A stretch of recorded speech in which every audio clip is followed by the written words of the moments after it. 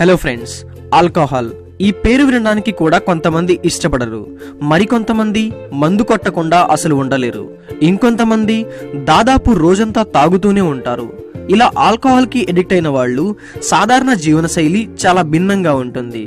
మద్యానికి బానిసైన వాళ్ళు జీవితంలో ఎన్నో మార్పులు ఉంటాయి. ధనవంతులు కూడా ఈ మద్యం కారణంగా పేదవాళ్లుగా మారిన ఎన్నో సందర్భాలు కూడా చూస్తూ ఉన్నాము. అసలు ఆల్కహాల్ తాగడం వలన ఎందుకు మత్తు ఎక్కుతుంది, అలాగే శరీరంలో ఎలాంటి మార్పులు జరుగుతాయి, ఇలాంటి ఇంట్రెస్టింగ్ విషయాలు ఈరోజు ఈ వీడియోలో వివరంగా తెలుసుకుందాం. సంతోషంగా ఉన్నా, బాధ కలిగినా, ఎలాంటి మూడ్లో ఉన్నా చాలా మంది డ్రింక్ చేస్తూ ఉంటారు. ఇక న్యూ ఇయర్ వంటి పార్టీ సమయాల్లో అయితే ప్రత్యేకంగా చెప్పవలసిన పని లేదు. ప్రతి ఒక్కళ్ళు మునిగిపోయి తేలుతూ ఉంటారు. అయితే చాలా మంది అసలు ఆల్కహాల్ అంటే ఏంటో తెలియకుండానే ఎడిక్ట్ అయిపోతూ ఉంటారు. ఆల్కహాల్ ఎన్ని రకాలుగా ఉంటుంది? చాలా మంది ఎక్కువగా తాగుతుంది ఎథినాల్ ఆల్కహాల్. ఆల్కహాల్ ఎలా తయారు చేస్తారో దాదాపు స్కూల్లోనే తెలుసుకొని ఉంటారు. అయితే ఆల్కహాల్ శరీరం పైన ఎలాంటి ప్రభావితం చూపుతుందో ఇప్పుడు తెలుసుకుందాం. ఆల్కహాల్ తాగేటప్పుడు 2% నోట్లోనే కరిగిపోతుంది. మిగిలిన ఆల్కహాల్ చిన్న పేగుల ద్వారా కడుపులోకి వెళ్తుంది. ఇక ఇక్కడి నుంచి మన రక్తంలో కలిసిపోతుంది. ఎప్పుడైతే మన రక్తంలో మద్యం కలిసిపోతుందో అప్పుడు దాని ప్రభావం చూపించడం మొదలవుతుంది. ఎవరైతే మందు తాగుతూ ఉంటారో వాళ్ళ పరిస్థితి అధ్వానంగా మారుతుంది. ఆల్కహాల్లో ఉండే కొన్ని మూలకాలు రక్తంలో కలిసిపోతుంది. అలా రక్తం ద్వారా శరీరంలో ప్రతి అవయవానికి ఆల్కహాల్ చేరుకుంటుంది. ఎప్పుడు ప్రమాదంగా మారుతుంది అంటే తాగిన మందు మెదడుకు చేరుకున్నప్పుడు ఆలోచన శక్తి కోల్పోతారు. రక్తం ద్వారా ఆల్కహాల్ మెదడుకు చేరుకున్నప్పుడు అది న్యూరాన్స్ మీద ఎక్కువ ప్రభావితం చూపుతుంది. అందుకే మెదడులో ఉన్న నరాలు సందేశాన్ని పంపించలేవు. ఆ సమయంలో మద్యం సేవించిన వారిలో ఒక కన్ఫ్యూజన్ మొదలవుతుంది. వాళ్ళు ఆలోచన శక్తిని కోల్పోతారు. ఎప్పుడైతే వాళ్ళు మూడ్ సరిగ్గా లేకపోతే మద్యం తాగడానికి ఇష్టపడతారు. సంతోషమైనా దుఃఖమైనా సరే చాలా మంది ఆల్కహాల్ ని తాగి ఆనందిస్తూ ఉంటారు. ముఖ్యంగా బాధలో ఉన్నప్పుడు ఎక్కువగా ఆల్కహాల్ తీసుకుంటూ ఉంటారు. అందుకు కారణం సెరోటోనిన్, డోపమైన్ అనే 2 హార్మోన్స్ మన బాడీలో రిలీజ్ చేస్తుంది. ఇవి సంతోషాన్ని కలిగించే హార్మోన్స్.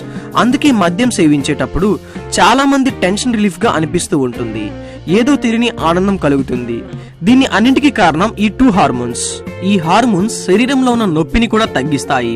ఒక వ్యక్తి మందు తాగినప్పుడు ఏదో గొప్ప పని చేసినట్టుగా ఫీల్ అవుతూ ఉంటాడు. అంతేకాదు అతనికి ఎంతో సంతోషంగా కూడా కలుగుతుంది. అవసరానికి మించి ఆల్కహాల్ తీసుకోవడం వలన శరీరం పట్టుకోల్పోతుంది. అందుకే డ్రింక్ చేసిన వాళ్ళు తూలుతూ కనిపిస్తారు. ఎప్పుడూ కూడా 1-2 పెగ్గుల కంటే ఎక్కువ తాగకూడదు. అలా కాకుండా మద్యానికి బానిస అయితే మాత్రం చాలా ప్రమాదం. మందు ఎక్కువగా తీసుకోవడం వలన తిరిగి పడిపోతారు. ఇంకొంతమంది ఎక్కువగా వామిటింగ్స్ కూడా అవుతూ ఉంటాయి. ఇది అత్యంత ప్రమాదకరమైన పరిస్థితి. ఒకసారి ఇలా మద్యం సేవించారంటే వాళ్ళ చుట్టుపక్కల ఏం జరుగుతుందో అనే విషయం కూడా వాళ్ళకి సరిగ్గా అర్థం కాదు. ఈ మత్తులోనే చాలా మంది చేయకూడని తప్పులు కూడా చేస్తూ ఉంటారు. అయితే మీకు ఇక్కడ ఒక సందేహం రావచ్చు, మద్యం వల్ల ఎన్ని నష్టాలు జరుగుతూ ఉంటాయి, జనాలు ఎందుకు ఇంత విపరీతంగా తాగుతున్నారు అని మీకు అనిపించవచ్చు. ఎక్కువగా మద్యం తాగేవారికి దాని నుంచి వచ్చే ఆనందం వాళ్ళకి వేరే లెవెల్లో ఉంటుంది. దాన్ని ఒకసారి వాళ్ళు ఎక్స్పీరియన్స్ చేశాక మళ్ళీ మళ్ళీ ఆ ఎక్స్పీరియన్స్ ని పొందాలి అనిపిస్తూ ఉంటుంది. అందుకే ఆల్కహాల్ తాగే వాళ్ళు మెల్లిమెల్లిగా దానికి ఎక్కువగా ఎడిక్ట్ అవుతూ ఉంటారు. ఇలా ఎక్కువగా ఎడిక్ట్ అయిన వాళ్ళకి సమయానికి మందు తాగకపోతే వాళ్ళకి వామిటింగ్స్ అవుతూ ఉంటాయి. వాళ్ళు స్పృహ కూడా కోల్పోతారు. ఎందుకంటే ఆల్కహాల్ తాగుతూ ఉండడం వలన శరీరం రిలీజ్ చేసే హార్మోన్ కి వాళ్ళ శరీరం అలవాటు పడిపోతుంది. సమయానికి వాళ్ళు శరీరానికి ఆ హార్మోన్స్ ఉండకపోతే వాళ్ళ బ్రెయిన్ సరిగా పని చేయదు. ఏ పని మీద కాన్సన్ట్రేషన్ చేయలేరు. తలనొప్పి, ఇంకా ఏదో కోల్పోయిన ఫీలింగ్ అవుతూ ఉంటారు. ఇలా వాటికి దూరంగా ఉండడానికి ఆల్కహాల్ కి ఎడిక్ట్ అవుతూ ఉంటారు. ఈ విధంగా మందుకి బానిస అవుతూ ఉంటారు. మనం మంచినీళ్లు తాగకపోయినా, ఆహారం తీసుకోకపోయినా మన శరీరం మనకి కొన్ని సంకేతాలు ఇస్తూ ఉంటుంది. అయితే నీరు తాగడం వలన శరీరంపై ఎలాంటి ప్రభావం ఉండదు. కానీ మందు తాగడం వలన కేవలం లివర్ మాత్రమే కాదు, కిడ్నీలు కూడా పాడవుతాయి. ఎందుకంటే రక్తం నుంచి ఆల్కహాల్ ని ఫిల్టర్ చేయడానికి కిడ్నీ ఎక్కువగా పనిచేయాల్సి వస్తుంది. ఎవరైతే దీర్ఘకాలికంగా ఆల్కహాల్ ని తాగుతూ ఉంటారో వాళ్ళకి లివర్ ఫెయిల్ అవుతుంది. కిడ్నీ సమస్యలు కూడా ఏర్పడతాయి. వాళ్ళు ఎంత అడిక్ట్ అవుతారు అంటే సమయానికి వాళ్ళు మందు తాగకపోతే వాళ్ళకి పిచ్చి పట్టినట్టుగా అనిపిస్తుంది. చివరికి అలా ఎక్కువగా మందు తాగి చనిపోయే వాళ్ళు కూడా ఉంటారు. అయితే మద్యానికి బానిస కాకుండా ఉండాలి అంటే ఏం చేయాలి? సరదాగా కూడా మందు జోలికి వెళ్ళకూడదు.